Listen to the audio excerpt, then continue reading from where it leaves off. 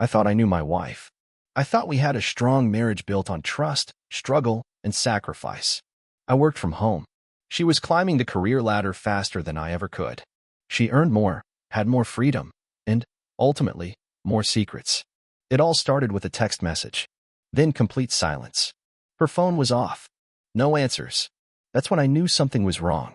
What followed were 2 months of paranoia, private investigators, hidden cameras, and discoveries. In court, she screamed, scratched, and cursed me. She promised I would regret it. But she lost everything. This is the story of how I uncovered my wife's infidelity and disappeared from her life as if I had never existed. If you think karma doesn't come with a receipt, buckle up, I'll prove you wrong. I guess when you spend enough time with someone, you start to believe you know them better than anyone. That's how I felt about Megan. We had been married for over a decade, 12 years to be exact. We weren't perfect, no couple is, but I always thought we were solid. I trusted her completely. Never once thought I needed to question where she was or who she was with. That all changed in a way I never saw coming. It started small, the kind of stuff you'd normally brush off if you're not looking too hard. Megan managed a big team at a fancy advertising agency downtown. She was good at it too. Real good. Made more money than me, if I'm honest. I didn't mind, though. I've always worked from home as a freelance programmer, coding websites, building software projects, whatever paid the bills. Megan liked that I had the freedom to work from anywhere. I liked that she had a real career she was proud of. We thought we balanced each other out. When she first started staying late at work, it made sense. Deadlines, client meetings, campaign launches, the whole world of advertising is just a mess of late nights and early mornings. I didn't even blink the first few times she texted, running late, don't wait up, or big meeting came up, I'll be home after dinner. I figured she was just grinding like always. But after a few weeks, the late nights became more common. Then it was almost every night. At first, I told myself it was just a busy season. Maybe a new account, some big shot client breathing down her neck. I knew she was stressed. She'd come home exhausted, throw her bag on the chair, kick off her heels by the door, and barely have the energy to talk. I felt bad for her. Made excuses for her. Hell, I even started doing more around the house, laundry, dishes, whatever, just to make her life easier. The real problem started when her stories didn't line up. Little things at first. Then they turned into serious disagreements. One night she said she had a dinner meeting at a steakhouse across town, but when I asked how the dinner was, she looked confused and said it had been a conference call. I kept telling myself it was just my imagination, that maybe she was just tired, overworked, and mixing things up. But the more I noticed, the harder it got to shake the feeling that something wasn't right. I noticed she started putting more effort into how she looked, too. Not that Megan wasn't always stylish, she loved clothes, but there was something different now. Higher heels, tighter skirts, new perfume I didn't recognize. She said she wanted to look sharp for work, that it helped her feel powerful. I didn't argue, but a small voice inside me whispered, "Who exactly are you trying to impress?" To top it off, she started acting, distracted, distant. Some nights she barely said 2 words to me. I'd ask about her day and get vague, half-hearted answers like, busy as hell, or nothing interesting. Conversations that used to flow so easy between us now felt like pulling teeth. Megan is 5 years older than me. When we met, she already had a good career started, a nice little house left to her by her parents, and a lot more figured out than I did. I was just a guy scraping by with part-time gigs and odd jobs, dreaming about building something bigger. She believed in me when no one else did. Supported me when I went full-time freelance. We lived in her house for the first few years, making do. When I finally started pulling in real money, we decided it was time for a change. Sold her old house, scraped together everything we had, and bought a new one together, something that was truly ours. For a while, life was good. We built something real. Built it brick by brick. Which is why when Megan started tripping over her own lies, mixing up her excuses, fumbling her stories, it hit me like a punch to the gut. I wasn't paranoid. I wasn't crazy. I was paying attention. And what I was seeing scared the hell out of me. Something was happening. Something big. And deep down, a part of me already knew. Whatever it was, our marriage would never be the same again. It was a Thursday night when it really hit me. Megan sent a text around 6:45 p.m. saying she had a business meeting across town. Something about a client dinner that was running late, and instead of driving all the way home afterward, She was going to crash at a friend's place, a coworker who lived closer to that side of town. At first, I stared at the message, trying to tell myself it made sense. Traffic is brutal in our town after dark. She was tired. Logical. But my stomach tightened up like a knot I couldn't untangle. It wasn't the first time her stories hadn't lined up lately, and it sure didn't help that right after she sent that message, she turned off her phone. Just dead. Straight to voicemail. All night long, I stared at the ceiling, tossing and turning. Kept glancing at the clock, hoping maybe she'd call, maybe she'd text. She didn't. No, good night. No, love you. Nothing. Morning came. I dragged myself out of bed and made coffee I barely drank. Around 7:30, Megan finally called. Said she had just woken up and was heading home. When I asked why her phone had been off, she mumbled something about how there was no service where her friend lived. No service. Inside the city limits. Right. I didn't argue.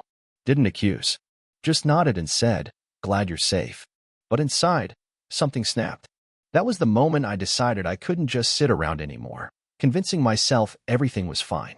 I needed answers. Not guesses. Not hunches. Real answers. That weekend, I made a plan. I rented a nondescript silver sedan from one of those low-rent car places that didn't ask a lot of questions. Paid cash for it. I figured if Megan spotted my own car anywhere near her work or usual hangouts, she'd smell a rat instantly.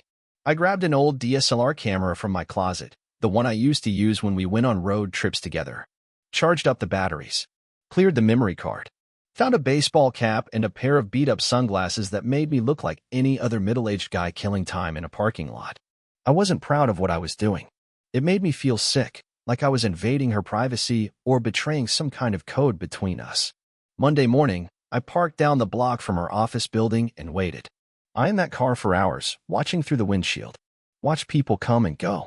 Megan didn't leave once, except around noon when she ran across the street to a cafe, grabbed a salad, and hurried back.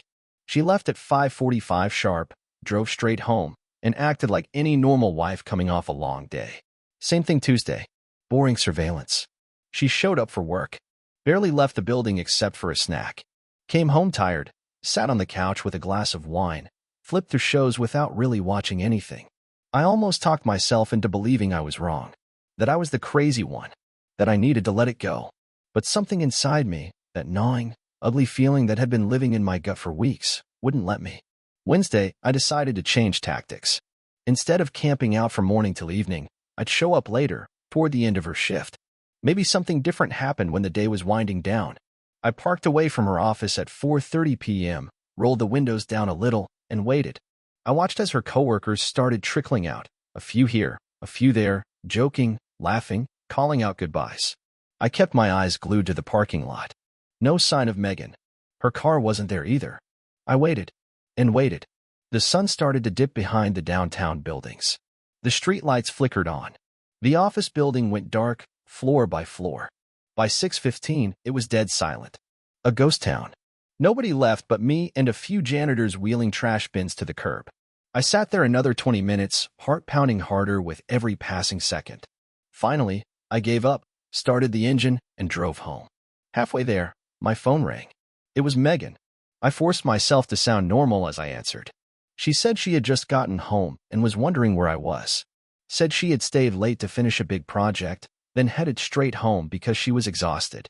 I mumbled something about running errands and told her I'd be home soon. When I pulled into the driveway, there she was, standing in the kitchen, still in her work clothes, smiling like she hadn't been lying through her teeth. I wanted to believe her so bad. Wanted to swallow it down and pretend everything was okay. But deep down, I knew better. I knew I was chasing a ghost. And I knew I couldn't handle it alone anymore. It was the fact that no matter how badly I wanted to believe her, my gut wouldn't let me. And if I didn't get solid proof, real, undeniable proof, I'd be stuck in this miserable limbo forever, second-guessing everything. So I decided to hire someone. I remembered a buddy of mine from a few years back who had used a private investigator when he thought his business partner was stealing from him. Got solid results, too. After a little digging and a few quiet conversations, I got the number of the guy he used. His name was Tom. Plain name, plain guy, balding, wore polos tucked into jeans, and had the kind of nondescript face you'd forget 5 minutes after meeting him. Exactly the kind of guy you want for this sort of thing. We met up at a diner on the edge of town. I showed up early, ordered a black coffee, and sat there staring out the window, wondering if I was making a huge mistake. When Tom walked in, he spotted me right away and slid into the booth across from me without a word. He just gave a little nod like he already knew what I was going to say. I laid it all out for him. Megan's late nights, the turned-off phone, the weird stories, the lies. I told him about following her a few days earlier and how she wasn't even at work when she claimed she was. Tom listened quietly, occasionally scribbling a note down on a little pad. When I finished, he leaned back and said, "I'll take the job. Standard rate. I'll keep you updated." That was it. No grand promises. No sales pitch. Just calm confidence. 3 days later, he sent me a text. "Got something. Sending video." My hands were shaking when I opened the file. I sat there in my living room, blinds drawn tight, heart hammering in my chest like a drum. The video started with Megan's car pulling into a quiet suburban neighborhood, maybe 20 minutes from downtown. Megan parked on the street, got out carrying a big shoulder bag, and walked straight up to a red brick 2-story house like she belonged there. The door opened before she even knocked. Standing there was a guy, mid-30s, maybe younger, fit, wearing jeans and a t-shirt like he didn't have a care in the world. He grinned, pulled her into a hug that lasted way too long, and then they went inside together. The video cut off there. Tom explained in the text that he wasn't going to film through the windows. Too risky, too illegal in some cases. But the message was loud and clear. Megan hadn't been stuck at work. She wasn't pulling all-nighters at the office to impress her boss. She was spending hours with another man, and lying to my face about it. That first video shook me to my core. I watched it 5, maybe 6 times, sitting there in the dark like a fool. Every time I hit replay, it hit me harder. This is real. This is happening. But even then, I couldn't let myself react. Not yet. One video might be enough to blow up a marriage emotionally. But if I wanted to protect myself, really protect myself legally, I needed more. Solid proof. A clear pattern. No room for her to weasel her way out of it. So I texted Tom back. Keep going. Over the next 2 weeks, Tom kept at it. Every few days, he'd send another video. Each one showed the same pattern. Megan would leave work early, sometimes 2 hours before her shift was supposed to end, and head straight for that same red brick house. The guy would open the door with that stupid grin plastered on his face. They'd hug, sometimes standing there for a minute or two, arms wrapped around each other like some bad romance movie. Then they'd go inside. She would stay anywhere from an hour to 3 hours, depending on the day. 5 visits in 2 weeks. And to make it even worse, on the nights she didn't visit that house, she would act like everything was perfectly normal. Cook dinner, ask about my day, cuddle up next to me on the couch like nothing had changed. It was like living with a stranger wearing my wife's face. I didn't confront her. I didn't scream or break things. I just watched. And every time she kissed me goodnight or told me she loved me, it took everything I had not to recoil in disgust. I had my first batch of evidence now, clear as day, but I knew deep down it still wasn't enough. Not for what I had in mind. If I wanted to make sure she didn't walk away from this mess without consequences, I needed even stronger proof. Not just that she was cheating, but exactly how deep the betrayal went. The videos showed Megan going into that same red brick house different times. She stayed for hours, always lying to me about where she was. But the videos stopped at the door. I didn't know what happened inside. Not in concrete terms. In my gut, I already knew. But gut feelings don't hold up in court. Evidence does. So I called Jason. Jason and I had been friends since college. We used to build gaming rigs together in our dorm room and set up homemade camera traps to mess with our RA. He's one of those guys who can take apart a desktop blindfolded and rebuild it better than before. Good man, smart, never judged me once during this mess. I told him everything, not just about Megan, but about what I needed. Real footage. Not just a car pulling into a driveway, but what happened behind that front door. He didn't flinch, just nodded and said, "I've got a guy." Turned out, Jason's guy, Dennis, worked for the gas company. Legit employee, full uniform, ID badge and all. We put a plan together over a couple of beers one night. We were going to do it the old-fashioned way, with a modern twist. 2 days later, we pulled up to the red brick house in a marked utility van that Dennis borrowed with permission from his shift supervisor. I wore work boots, jeans, a vest, and a hat with a fake patch that said Regional Gas Authority. Jason wore the same. We looked the part, right down to the tool bags and the little clipboard I carried. It was about 3 o'clock in the afternoon, a time of day when folks aren't suspicious of quiet knock on the door. The guy who opened it looked exactly like he did in the videos. Young, maybe early 30s, smug, casual. He was holding a can of something, soda or beer, I don't know. We told him we were responding to reports of a gas leak in the area. Routine checks, just precautionary. Could we take a look around? He shrugged and let us in without a second thought. We moved quickly. Dennis stayed outside, pretending to check a fake valve box. Jason walked through the living room with me and started chatting the guy up, something about old pipe fittings and carbon detectors. Meanwhile, I was moving through the house, discreetly placing small, wireless cameras in key locations.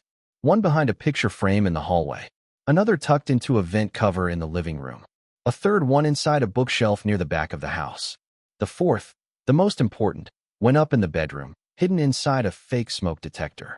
Each camera was live feed capable, streaming footage straight to a private server Jason had set up.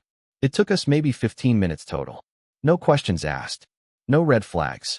The guy even thanked us on the way out. We drove off in that van like it was any other day.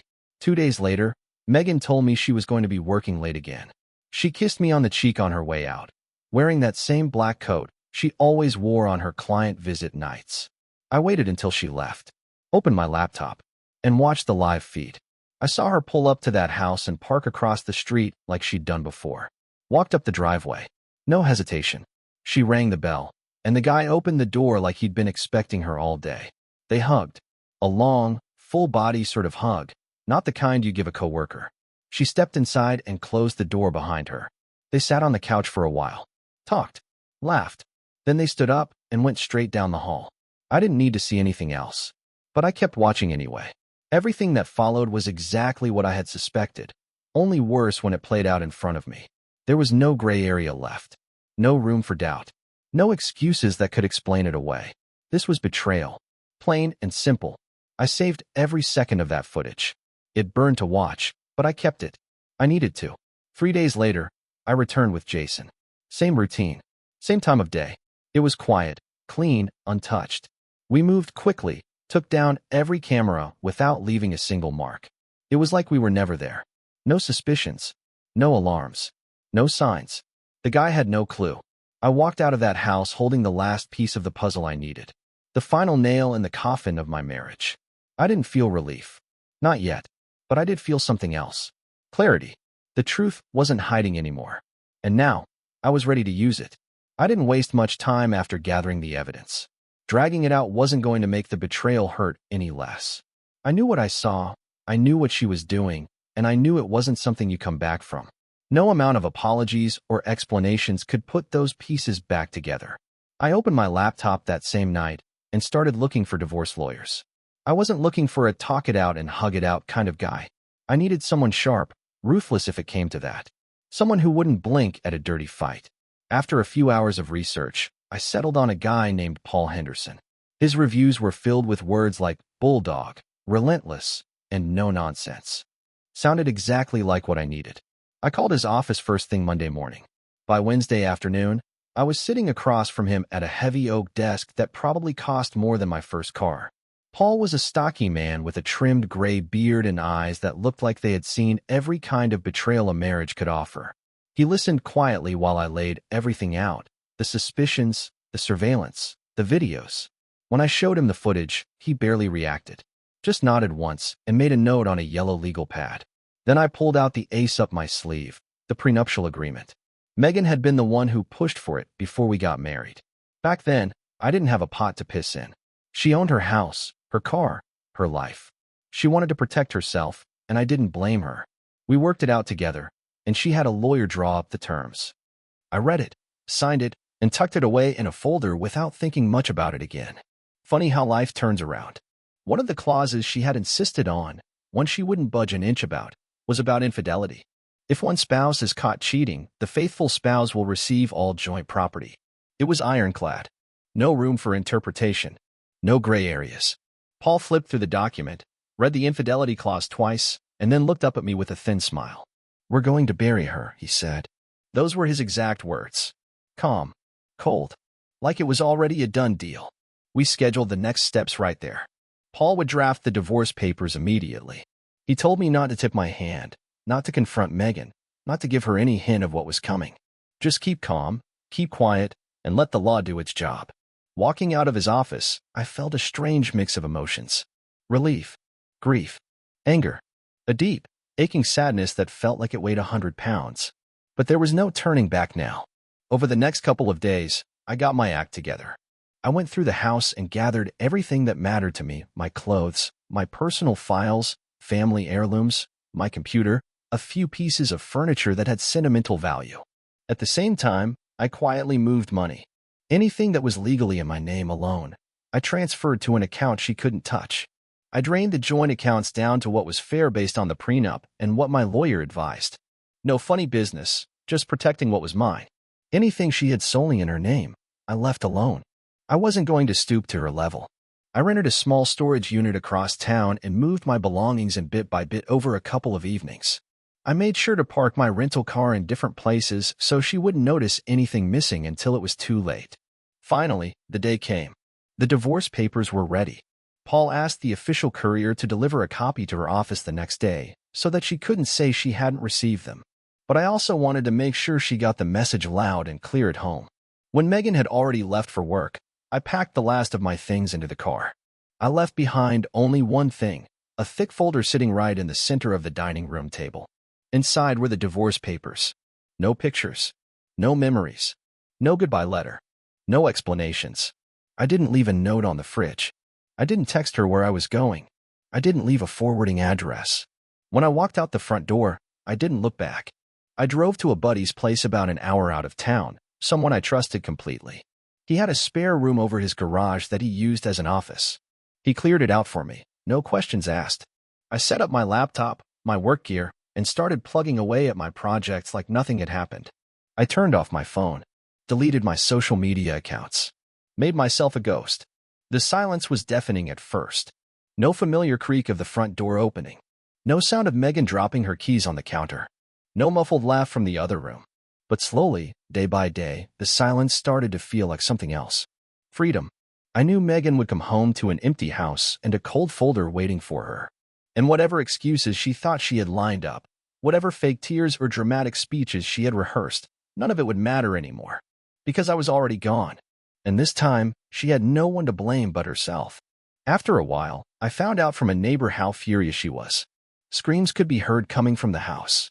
She was calling someone and yelling wildly into the phone. Then there was a loud crash, as if a cabinet had fallen to the floor. My neighbor walked past. That's all he saw and heard, so to speak. The day of the trial finally arrived. She probably tried everything to find me, but she couldn't. I was elusive, like a ghost in a movie. I woke up early that morning, even though I hadn't slept much. Funny how your body just knows when a day is going to change everything. I wanted to look calm, serious, untouchable. I drove to the courthouse in silence. No music, no radio, just the hum of the tires on the highway and my own steady breathing.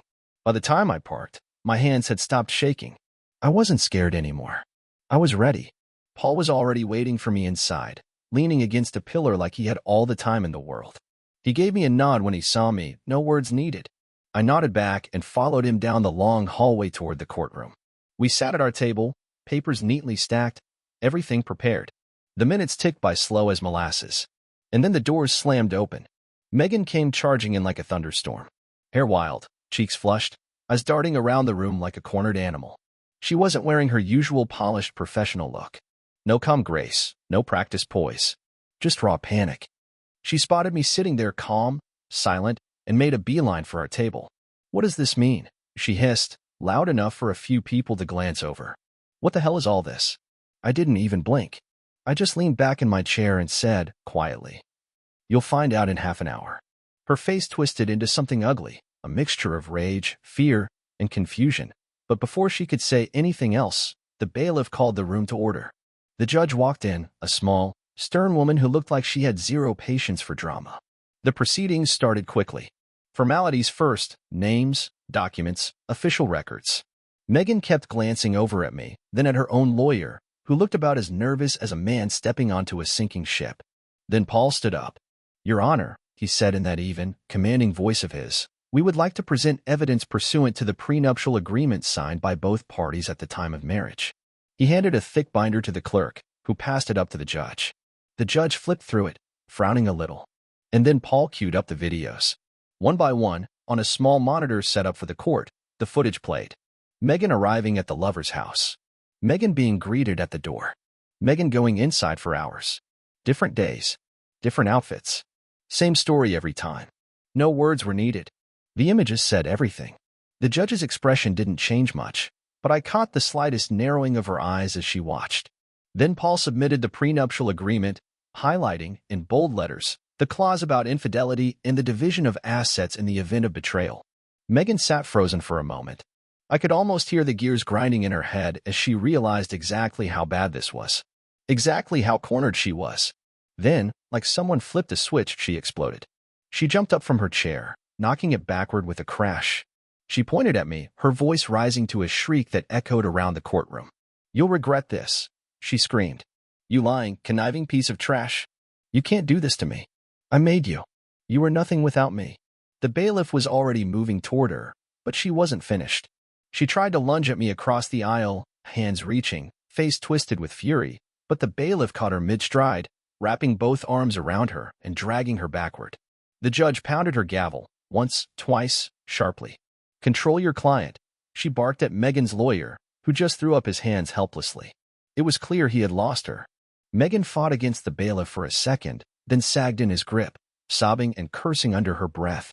The judge, without much further ceremony, looked down at the papers before her and delivered her ruling. The prenuptial agreement would be enforced exactly as written. I would retain full ownership of the house, all the furniture, the bank accounts in my name, even Megan's car, which, according to the paperwork, had been purchased with joint funds, was awarded to me. Megan was left with whatever personal possessions she could physically carry out of the house. Nothing else. The look on her face when the ruling sank in was something I'll never forget. It wasn't anger anymore. It wasn't even sadness. It was the look of someone realizing, for the first time, that actions have consequences. Real ones. After court adjourned, Paul patted me once on the back, a rare show of approval from him, and started gathering up the paperwork. I stood there for a moment, just watching Megan being escorted out of the courtroom, still shouting, still spitting curses in my direction. The woman I had once loved more than anything in the world was now a complete stranger. And in that moment, I felt nothing for her. Not pity, not hate, not sadness. Just a clean, empty quiet. The kind of quiet you get after a long, ugly storm finally passes. And I knew, deep down, that I had done the only thing I could. I had survived her. I should have known Megan wasn't going to go quietly. As soon as the judge banged the final gavel and court adjourned, I could feel the tension in the air tighten like a stretched-out rope ready to snap. Paul motioned for me to walk with him out of the courtroom quickly, and I did. We didn't look back at Megan or her lawyer, who was now gathering papers with the kind of defeated look you only see on a man who knows he never had a shot. We moved down the hall at a steady clip, heading for the exit. I thought, maybe, if we got to the parking lot fast enough, we could avoid any more drama. No such luck. She was waiting for me at the courthouse doors, pacing back and forth like a caged animal. As soon as she spotted me, she charged forward, yelling my name. Before I could say a word, she yanked her big leather purse off her shoulder and hurled it straight at my head. I didn't even have time to dodge. The thing bounced off my shoulder with a loud thump, papers and loose makeup scattering everywhere. Immediately, 2 police officers standing by the entrance ran over. One grabbed Megan by both arms before she could take another swing. The other positioned himself between us and ordered her to calm down. Megan was screaming now, the kind of incoherent rage that doesn't even sound like words anymore. Tears streaming down her face, hair flying everywhere, kicking at the floor with her heels like a tantrum-throwing kid. She ruined everything. He ruined my life. You think you can just do this to me? The officer restraining her kept repeating, "Ma'am, calm down. You're making it worse for yourself." But Megan wasn't hearing a damn thing. They had to drag her, kicking and shouting, back inside the courthouse. Paul just shook his head and muttered, "She's not doing herself any favors." A half hour later, while I was finishing signing the final documents, one of the officers came over and informed me that Megan was being cited for contempt of court and attempted assault. She wasn't being arrested, but she was being fined a hefty amount and warned that if she approached me again in anger, she'd be facing real charges. I thanked him and kept my face straight, even though inside, It felt like a weight had finally lifted off my chest. When I finally walked out to my car now, no questions about it, the world seemed a little bit brighter. The sky was clearer. The air tasted cleaner. But if I thought that was the end of it, I was wrong. 2 days later, just when I was starting to settle into the idea that it was all behind me, I got a call from my neighbor, Jerry. Jerry's the kind of guy who notices everything. Retired Navy, spends half his day working on his truck or fiddling with the lawn. If something unusual happens on our street, Jerry's the first one to see it. That morning, he called me up and said, "Hey, buddy, you expecting company? There's someone rattling around your backyard." My stomach dropped. I was staying with a friend across town at that point, not at the house. Hadn't been back since the court ruling. But I grabbed my keys and jumped into my car without a second thought.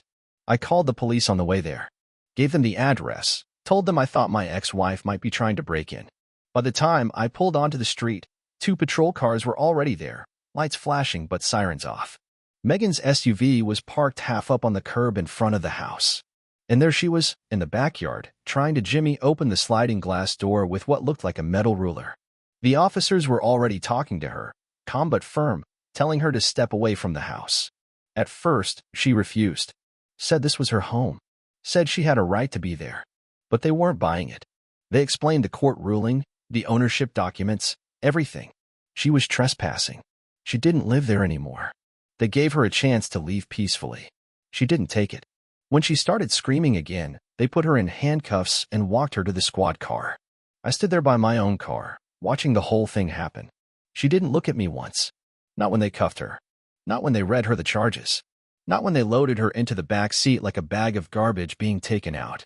For the second time in a week, Megan was dragged away by the law, and this time, it wasn't just a fine. This time, it was serious. One of the officers came over after and said she'd been officially charged with trespassing and violating a court order. She wouldn't be bothering me again, he said. At least not anytime soon. I thanked him, shook Jerry's hand, and watched as the police cars pulled away down the street. Standing there, alone, in front of the house we had once bought together, I felt a strange, heavy kind of peace settle over me. The woman who had turned my life inside out was finally out of it. For good. After Megan's little stunt at the house, I didn't waste any more time. First thing I did the next morning was call up a locksmith. I didn't even want the memory of her having a key to that door. That showed up in a beat-up van, friendly enough. Took him less than an hour to change out every lock, front door, back door, garage, even the side gate leading into the backyard. I watched him work, sipping a coffee that had gone cold, thinking about how crazy it was that everything I built with her had come down to this. A new set of keys and a complete reset. Once the locks were changed, I called my real estate agent. A sharp lady named Denise, no nonsense, good reputation in town. I told her flat out, I didn't care about squeezing every last penny from the sale. I just wanted it gone. Gone like the past 12 years were gone. Denise came by 2 days later, walked through the house, gave me a number. It was fair, maybe even a little low, but I didn't argue. I signed the paperwork right there at the kitchen counter where Megan and I used to sit and plan out our future. Packing was easier than I thought it would be. I had already moved most of my personal stuff into storage before I served Megan the papers, so there wasn't much left. Just some basic furniture I hadn't cared about before, a couch, a couple of end tables, a battered old coffee table we picked up at a flea market when money was tight. I kept a few pieces for practical reasons, but most of it. The house didn't feel like mine anymore anyway. It was just a building. Walls and a roof with too many memories baked into the drywall. Within 3 weeks, the house was under contract. Another 2 weeks, and it was sold. The closing day was a strange one. I signed the papers, handed over the keys to the new owner, and walked out into the sunlight without a second glance back. No nostalgia, no second thoughts. Loaded the last of my gear and hit the road. I didn't tell anyone where I was going. Not friends, not old neighbors, not coworkers. I just drove west. It felt good, too, like shedding a skin that didn't fit anymore. I crossed 3 state lines before I started slowing down. Found a small town on the edge of a mountain range.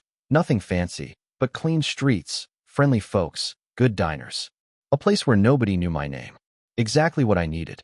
I bought a modest 2-bedroom condo on the outskirts of town. Nothing flashy.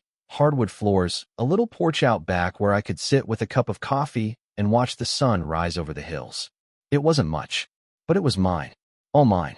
I set up my home office by the window, got my internet installed, and got back to work. Programming contracts, freelance jobs, same as before. Only this time, no lies humming under the surface. No wondering when the next betrayal was coming. As for Megan, I blocked her on everything. Phone, email, every social media account I had left. She probably tried to reach out, maybe to scream at me some more, maybe to beg forgiveness, maybe just to try to drag me back into her chaos. I'll never know, and I don't care. I did hear things through the grapevine, though. A couple months after the court case, a buddy of mine still back in our old town sent me a message. Apparently, the story of Megan's courtroom meltdown traveled fast in our professional circles. Word got around that she had been demoted at work, not fired, but shoved into some lower-tier role without the big clients or fancy events she used to love. Management couldn't afford to keep someone with that much bad press attached to their name. From what I hear, she had to sell her designer clothes, trade down her car, and move into a small rented apartment across town. Alone. I didn't feel any satisfaction hearing that. No gloating. No sense of winning. It just was what it was. The natural consequences of 100 little choices she made when she thought nobody was looking. And me? I'm just a man living his life again. I get up early. I work on my projects, take long walks, grill burgers on weekends, and chat with my new neighbors who know me only as the quiet guy from up the hill. There's no drama. No raised voices. Just peace. Real, honest-to-God peace. Every once in a while, my mind drifts back to Megan. Not with anger. Not even with sadness. Just a kind of distant amazement. That someone could throw away a life built on loyalty and trust for a few moments of attention from some guy, 10 years younger, who probably couldn't spell commitment if you spotted him the first 10 letters. But that's her burden to carry. Not mine. I built a new life out of the wreckage she left behind. And if there's one thing I'm sure of now, sitting here with a cup of coffee in my hand and the wide blue sky overhead, it's this. I didn't lose her. She lost me. Share your thoughts in the comments. If your partner insisted on a prenup with an infidelity clause, would that raise red flags? If you like the story, subscribe to the channel and give us a like.